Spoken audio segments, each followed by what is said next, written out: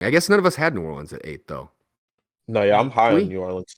Spoiler, they're my No. okay. sixth. Let's So get Denver out of there. Let's do Dallas. Let's do Dallas at 8, New Orleans at 7, and move on from there. Okay. I think that's fair to yeah, me. that's good. Yeah. Okay. So who's your sixth best team then? And Brad. Okay, I'll go first here Oh, because this is my This is where I start to get really controversial. All right, oh gosh. Oh boy. I have Phoenix at number 6. Whew. Ooh. That's Okay. spicy. I have Phoenix at number 6. I think like I've seen a lot of places still have them penciled in the top 2 seeds in the West, top 3 somewhere. I just don't think you could point to many teams having as productive regular season as Phoenix did last year. On paper, they were like a top 15 regular season team of all time last season. Okay. To go out as bad as they did in the playoffs against Dallas, get absolutely walloped by 50 plus points in that game 7 by Luka basically on his own. Embarrassing. I don't think that sets you up for success, but I also think the Suns have had just such a messy offseason. And I'm a chemistry offseason body language reader, right? And I don't think even with the good Sarver news that he is selling the team now, right? I just don't think that's enough. I don't think the process is going to get cleared out of the way quick enough for it not to be such a huge distraction for this team. I've made clear my thoughts on Devin Booker. I'm not a huge Devin Booker person. I think he's clearly mega talented, no debate. He's one of the better players in the league. I just still have not seen the leadership aspect of like if Chris Paul doesn't have it, is Devin Booker really does he have that in him to take it over and really, become the alpha of the team and change the mentality of the team when Chris Paul doesn't have it. If Chris Paul doesn't have it for this team, they're terrible. I mean, most of the time, I mean, we saw what happened with the Mavs. It just that was what happened. Chris Paul was hurt again in the playoffs, and Chris Paul is not LeBron James, man. I mean, he is almost 40 years old. He's 6'1".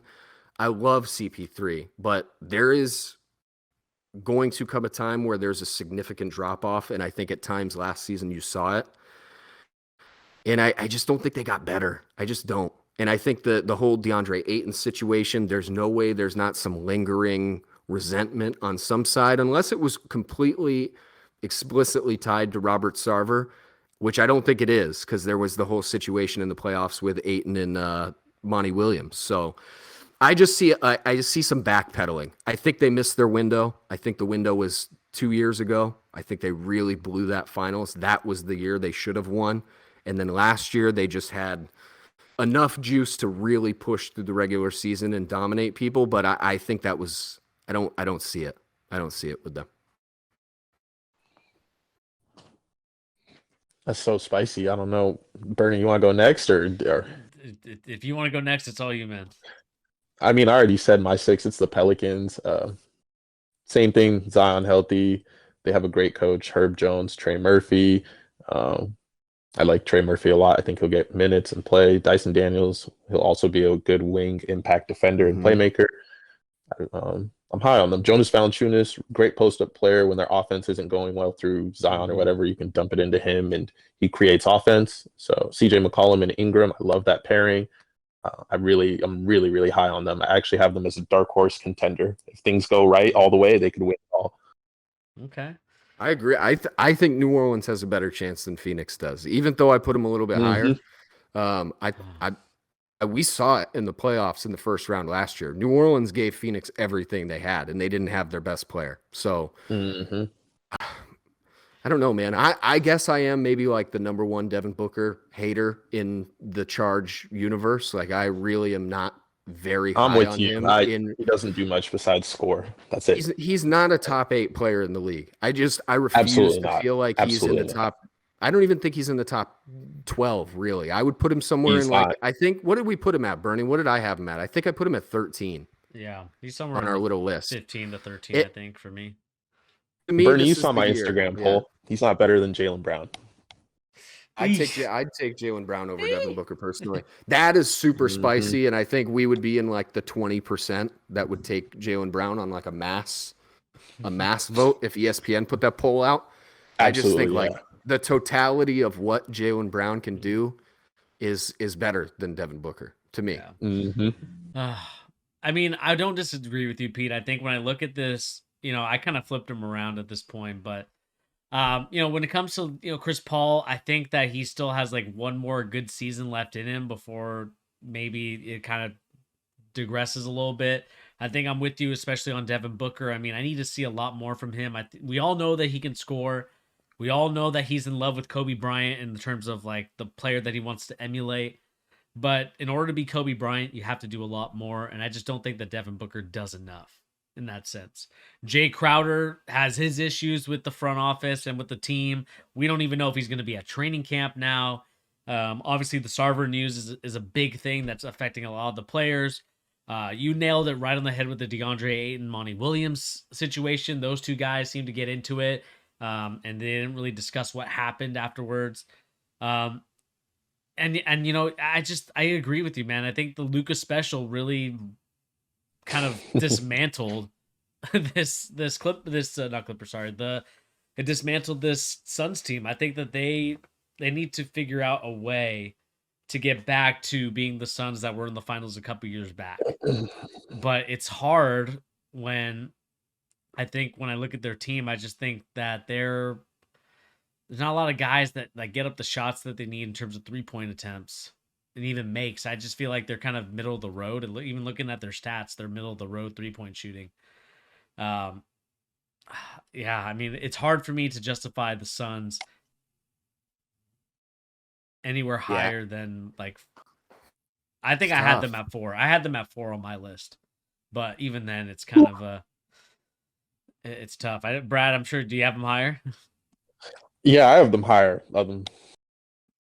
Top I one. think other teams got better. Already. We'll get not top one. Yeah. But yeah. Oh man! All right, let's move. Let's do what we did with the last one because I think we were all so divided on that spot. Let's move. What's everybody's 5? You want to go first, Brad? I have. Yeah. I'll, for my 5, I have the Clippers. Yep. Yeah, they're getting Kawhi back. That's a huge boost. A healthy PG. He struggled with that elbow injury all last season. They added John Wall, who I really like, as long as he's coming off the bench, because I think if you start him, you're going to have spacing issues. Yeah. I think Reggie Jackson also earned that starting spot with how he played against Utah in the playoffs a couple years ago and carried them in the regular season last year.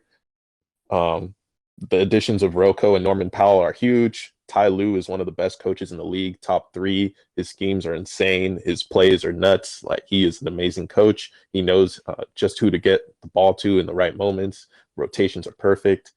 They're going to be a good team. The only reason I have them 5 is because we know Kawhi and PG are going to miss a bunch of games. Yeah, I mean, I 100% agree with you, Brad. I mean, when I looked at it, I think both PG and Kawhi have missed more games combined than Anthony Davis has missed for the Lakers. And when that's that case, I can't put you anywhere higher than 5 when I know that your 2 best players are not going to be there consistently. And that's the thing that sucks. I think Kawhi Leonard just got cleared for 5-on-5 a couple days ago, if not a week ago. And the fact that we're continuously waiting on him to to carry this team again and things like that, I can't rely on those 2 guys to stay healthy. And when I can't rely on those 2 guys to stay healthy, not only throughout the whole NBA season, but now the playoffs, if you look at this team without those guys, now you have, Reggie Jackson, Norman Powell, Batum, Marcus Morris, and Zubac. I mean, that's not anywhere near a top 4 team, not even a top 5 team. And so when that's there, and when they don't have those guys there, I think it does lend its hand to the Clippers falling in line. And again, I was kind of back and forth on Tyronn Lue. I think Tyronn Lue is a good coach, but I don't think a great coach can overcome a really mid roster. And when you have a really mid roster, it's hard to win games. I mean, defensively, you could do some things to kind of manipulate it, but it's hard, man. I don't necessarily. I have Denver at 5. I have Clippers higher than Denver, personally. The rationale that you gave earlier with Denver, Bernie, I think is fair. I think they're better than where you had them, but I do think I need to see a little of Jamal Murray first. I need to see Michael Porter Jr. healthy. getting that stroke back, getting his threes, start making some shots actually. But last year was just such a poor example of what Denver actually is.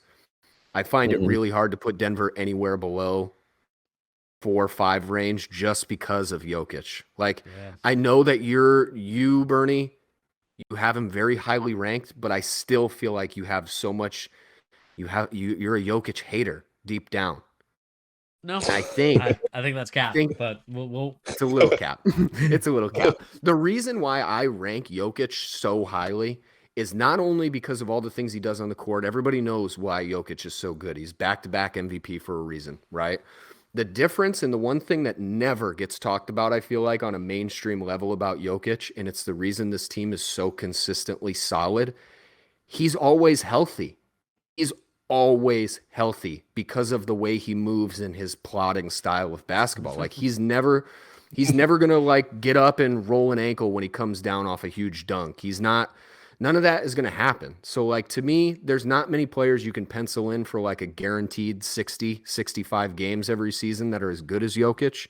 But Jokic is one of like, to me, he's probably the number one guy you would say is like consistently healthy in that top tier of players, other than maybe Giannis so far.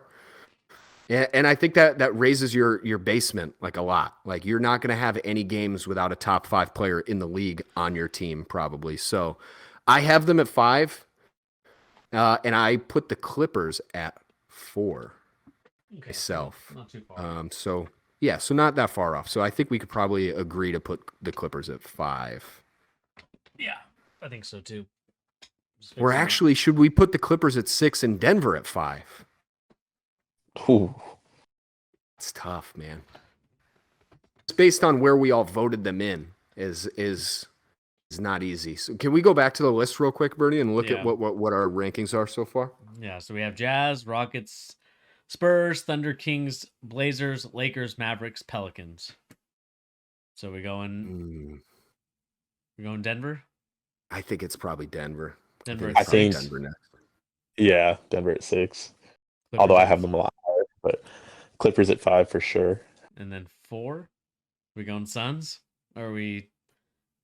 I mean, Suns were my fourth team. Dude, that's tough. I don't think the Suns could beat the Clippers, man. I really don't. I don't think so either, but I think for purposes in the regular season, seeding, they're a well-oiled machine. Yeah, relatively healthy most of the time. You're not wrong. That's probably fair. Yeah. All right. Should we move on to the next team, number 3, top 3? We can. I will say before we get too far away from the Clippers, I would say of all the teams we've mentioned so far, I think they have the best chance of winning the championship out of all the teams we've talked about so far. I agree.